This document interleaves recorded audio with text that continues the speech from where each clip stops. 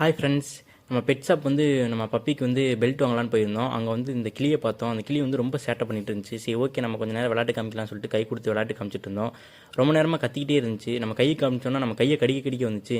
என்னண்ணே தனியாக வச்சுருக்கீங்க, இதுக்கு வந்து பேர் இல்லையான்னு கேட்டோம். பேர் இருந்துச்சுப்பா, அதை மட்டும் வாங்கிட்டு போயிட்டாங்க, இது மட்டும் இருக்குப்பா அப்படின்னு சொல்லியிருந்தாரு. அது மட்டும் இல்லாமல் சைடில் பார்த்தீங்கன்னா ஃபுல்லாக ரேக் ஃபுல்லாக வந்து ஃபைட்டர் பீஸ் தான் வச்சுருந்தாரு.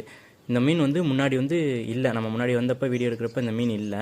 இப்போ தான் வந்து எடுத்துகிட்டு வந்திருப்பாங்க போல். ஃபுல்லாக ஒரு 150 200 மீன் பக்கத்தில் இருந்துச்சு. எல்லாமே தனித்தனியாக ஒரு கண்ணாடி டப்பாவில் வச்சு பாட்டிலில் வச்சு அழகாக சூப்பராக வச்சுருந்தாங்க. எல்லா கலர்லேயும் இருந்துச்சு.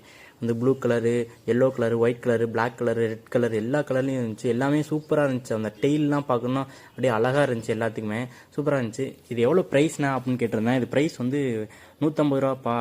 கண்ணாடி பாட்டிலோட வாங்கினா, மீன் மட்டும் வாங்கினா 50 ரூபாப்பா அப்படின்னு சொல்லியிருந்தாரு. ஓகே ஃப்ரெண்ட்ஸ், யாரெல்லாம் ஃபைட்டர் வளர்த்துருக்கீங்க, யார் யாருக்கெல்லாம் வேணுமோ மறக்காமல் கமெண்ட் பண்ணுங்கள். ஓகே ஃப்ரெண்ட்ஸ், பா.